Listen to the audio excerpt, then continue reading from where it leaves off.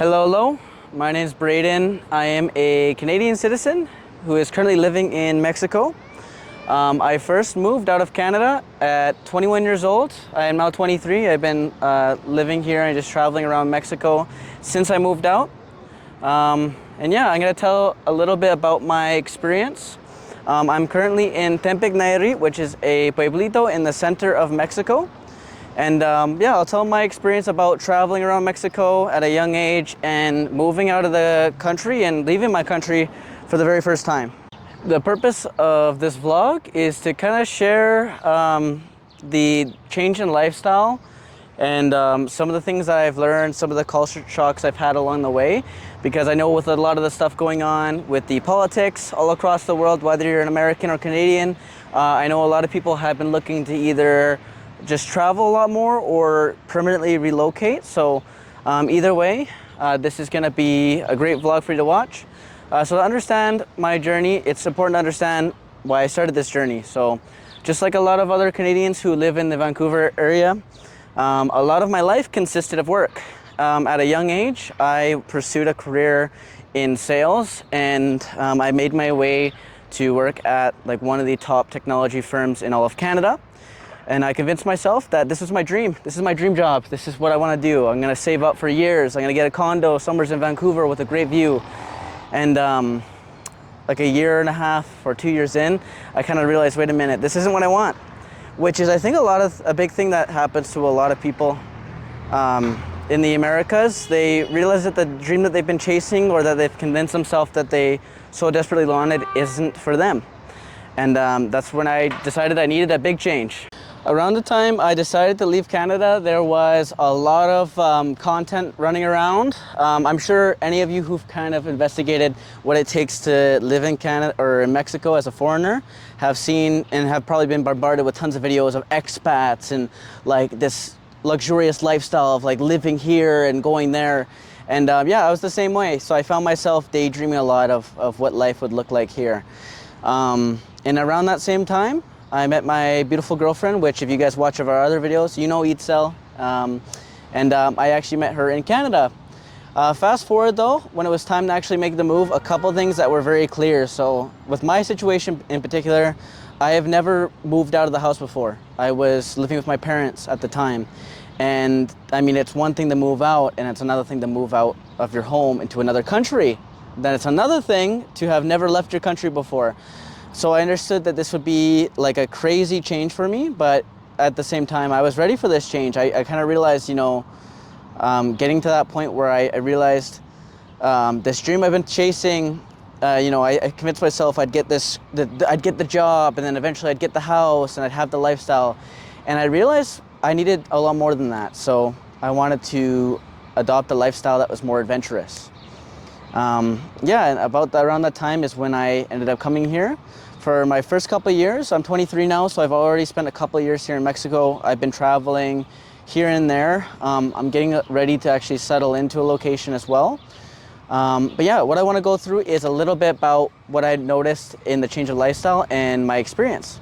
So let's start with the biggest change of all. I'm sure you all are all thinking about it, the language, right? Obviously, you know, here in Mexico, they speak Spanish.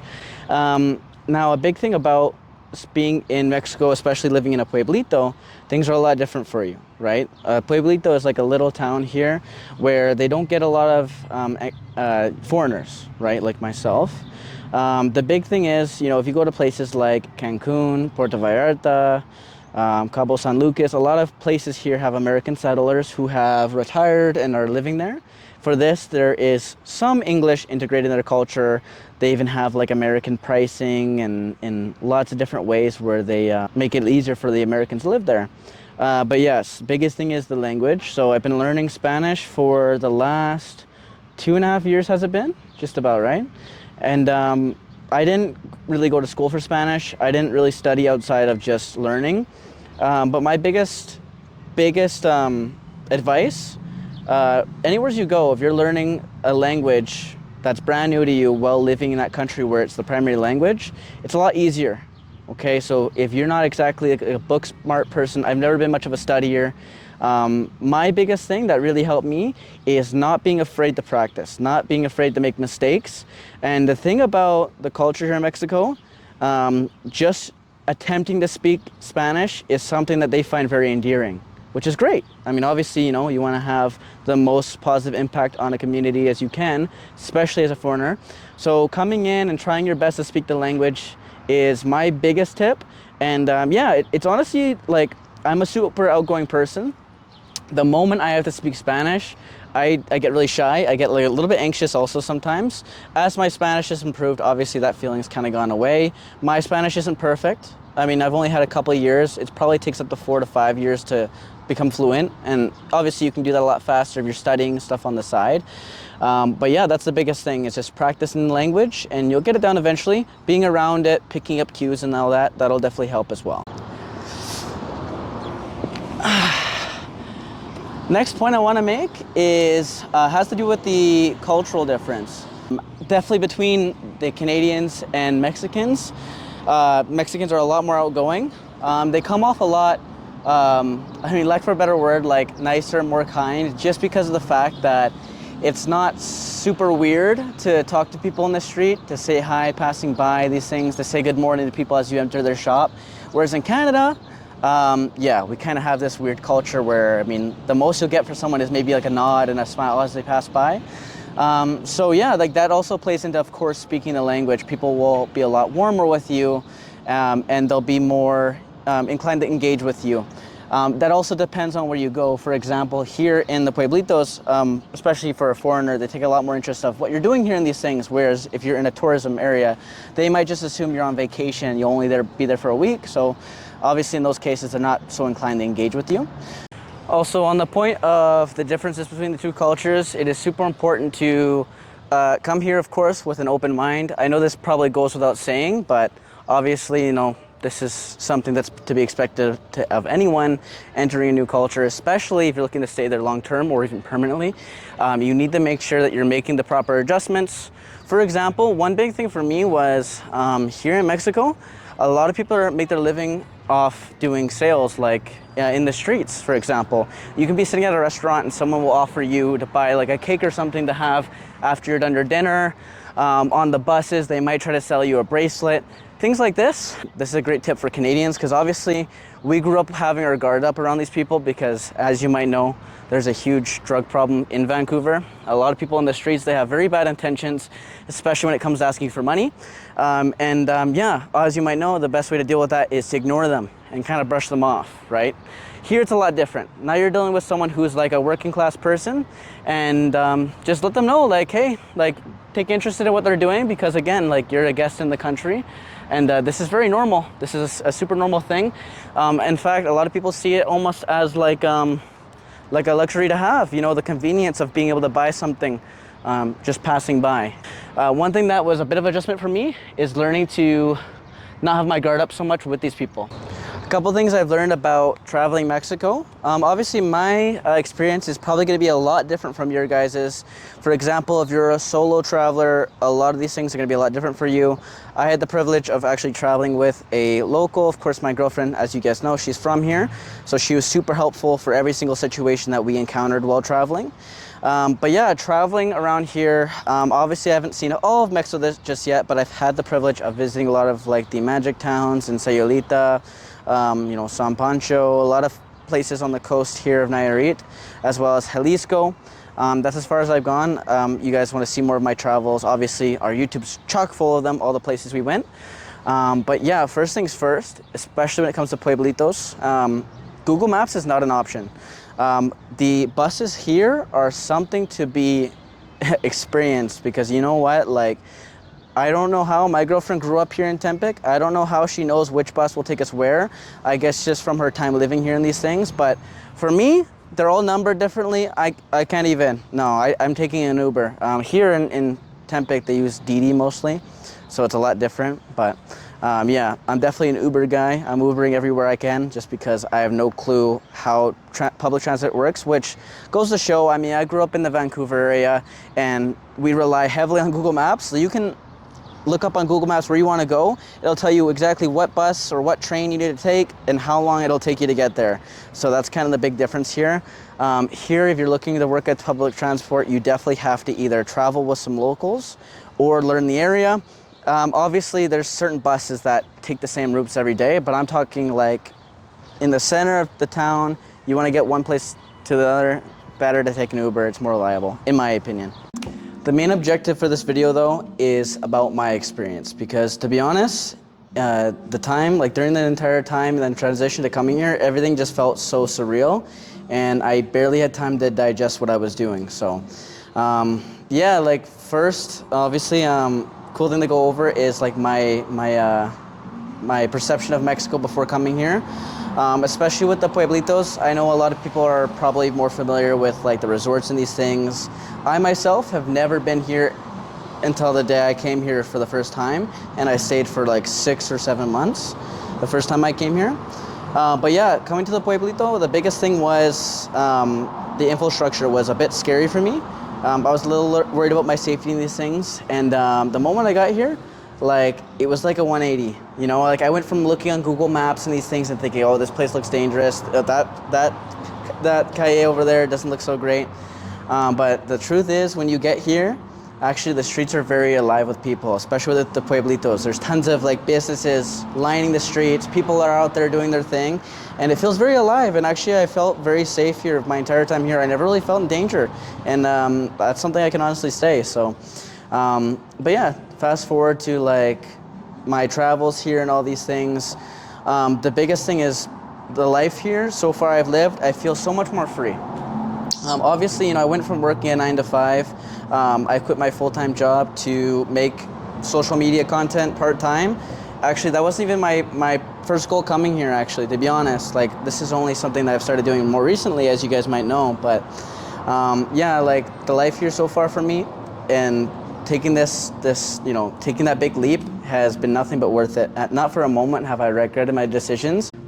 I think for me the biggest thing was taking complete control of which direction my life was going. That's something I really felt like I was missing as well, just with my life in Canada and where it was going with my job and all that. I felt very discouraged because I worked so hard to get a position. Like I was like in a really great position at my firm, and I was like I was a high performer and like the youngest in my position, all these great things. And I just realized, yeah, this isn't for me. And so I just ended up taking a great big leap of faith, and so far it's been working out great for me. I have tons of friends here in Mexico. I've obviously, you know, being able to speak the language has really helped me make friends here, but also through my girlfriend and her family. And yeah, like I'm just really excited for this year because I'm finally getting settled in. We were just furniture shopping and these things, so I'm finally gonna get a place to call my own, and then from there do a lot more traveling. Because one thing I need to say is living like the nomad lifestyle, packing up everything and moving to a new Airbnb every month or 2 months even, it is pretty exhausting. You know, if you don't really have a place to call your own, like a home base, doesn't matter where you are, you kind of need that feeling. Just because, I mean, like traveling does get pretty exhausting. Especially when you're like constantly trying to think of new content. If you're a new content creator like myself and my girlfriend here, it does get pretty exhausting, always picking up everything and moving to the next place. That's part of the exciting thing, but again, like just having some place to lay your head, that's something we're working on right now, and it's really gonna pay off because, yeah, just having somewhere where we could just, you know, say, hey, we're gonna stay here as long as we need to. Not thinking, okay, oh my gosh, the Airbnb's up in a week, but we wanna go do these things, but we have to pack up, we have to make sure everything's packed up for this day, and it's just like, for me, that part of the things isn't a lot of fun, to be honest. You know, guilty as charged. I leave a lot of the packing to my girlfriend. Sorry, girl, but that's just the truth. That's something I do. But yeah, that's also a big thing I noticed about the lifestyle is a lot of moving around, which honestly is quite the breath of fresh air, don't get me wrong, especially if you really felt stuck at some point in your life. I think just as a culture, it depends on your experience, but I think as a culture in the Americas and in Canada, it is just a very work-centric lifestyle. You know, either you're going to school for several years, and a lot of the times I think a lot of people feel stuck and feel frustrated. And obviously, like, I'm not saying that picking up everything and traveling is for everyone, but maybe just taking a trip, you know, wherever you want to go, doesn't matter where. it can make a big difference in your life, and returning, maybe you have a brand new perspective on life. That's another thing, is my perspective on life has completely changed ever since leaving Canada for the first time, and just with the experiences and the people I've met here, the conversations I've had in multiple languages, you know, speaking in Spanish and English. Just one thing I can always stand by is experiences and memories are worth way more than any amount of money, and that's the truth. The culture here with Mexico, one really great thing I enjoy, especially like with meeting my girlfriend's parents and all of her family, is they're very family-centric. This is actually something that's obviously made the transition so much easier, is to have them be so supportive and welcome me. And honestly, my entire perception and how things have been so far are literally overwhelmingly positive. And I think that just goes to show, like, when it comes to traveling and introducing yourself to like a new culture or a new place, I really do think that the experience is what you make it. You know, if you want to like have a positive experience, you have to come into the situation very positive and kind of open-minded as well. Like with me, they're getting me to try all these like foods I've never tried before, you know, I mean, like tacos made out of cow tongues, pig intestines, all these great things. They're actually, don't knock it till you try it. It's actually delicious stuff. Oh my gosh, the food here, where do I start, right? But no, just like the fact that her family was so welcoming to me, to welcome me here, just an overwhelming like blanket of positivity, coupled with the fact that like I'm like just moved out for the first time. I have all this freedom, the whole world in front of me. It's a very crazy thing, but honestly very freeing feeling. And yeah, honestly wasn't really super intimidated or scared to come here. I don't know why, to be honest. I think that just the mindset I was in, I kind of knew I needed a change, and this opportunity presented itself to me, and I just took it. I know a lot of you guys who clicked on this video are probably either planning your next vacation in Mexico, looking to stay there long term, or maybe even looking to make the move over here. As someone who has done that at this point, I guess I could probably throw in some great tips here. So first things first, come with an open mind. That's a big thing. I mean, obviously, when you're coming into a new culture, that's going to be something that's very important, is to have an open mind, and of course come in with a positive mindset. You know, you want to leave all your preconceptions at the door, if you have any. One great advantage I have is I really knew nothing about Mexico. I've never been here, like, ever in my life, not even for a vacation. So that's kind of a big advantage I had. I had just, you know, a clean slate. When it comes to traveling, one thing as well, you know, obviously be careful if you're not familiar with the area, these kind of things. Obviously that goes for anywhere you go. You know, Ito was telling me, like, traveling through Canada, just into the Vancouver area, was super scary for her, because there's like a lot of different things going on, like the transit systems that she didn't know about. So it doesn't matter where you're going, a new place is going to be scary and brand new for you. So yeah, just make sure you're doing your research about the areas, know where you're going and stuff like that. If it comes to living here long term, I think that picking the place is obviously very important. Definitely traveling around Mexico is a really great idea.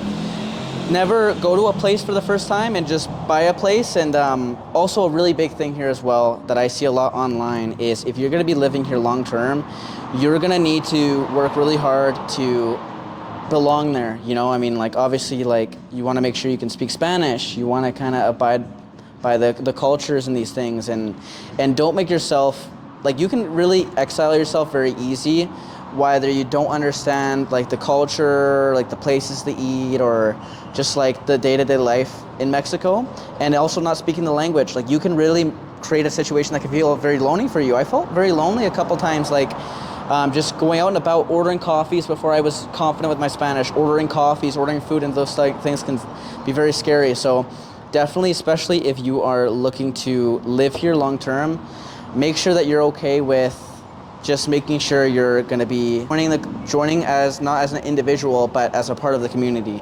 That's a super important thing. That's going to improve not only your experience with other people, but also how people see you. So that's a very important thing. Also, another thing I know a lot of people are worried about is getting sick eating food here. I won't lie, I've got sick a couple times, I think 3 times in total, just with the seafood and these things. To be honest, I think it's probably going to be, for a lot of us güeros and gringos, something that's unavoidable.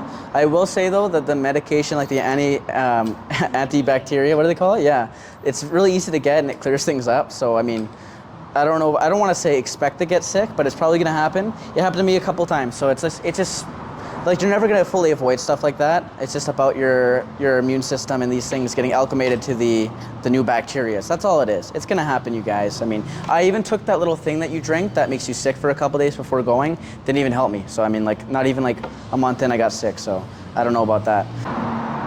Last thing above all, definitely be as respectful as possible no matter where you're going. That's super important. I think one really thing I want to avoid with these kind of videos is, I know the biggest thing that you'll see when people are saying like, talking about coming here and living here, you can kind of tell the difference between someone who takes great interest in the culture. Like for me personally, I take a great interest in the culture here.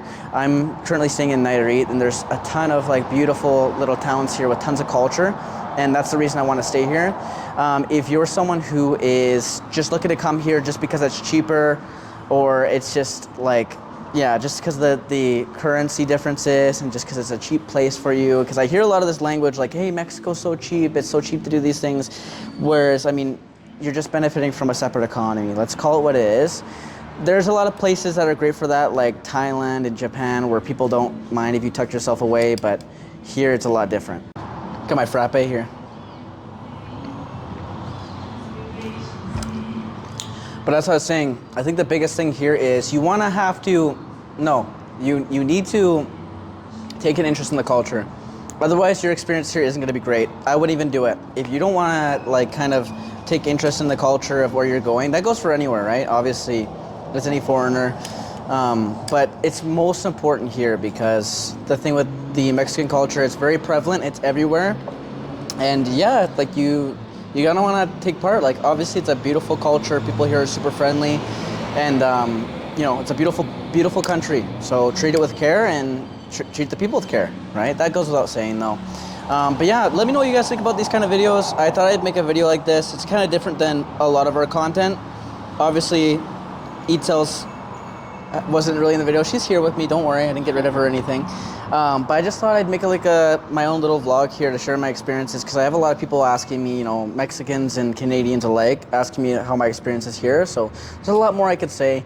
I'm pretty new to making these kind of videos. Let me know what you guys think. If you found this was helpful, or you just like hearing my experience, feel free to let me know below. Leave a like if you want to.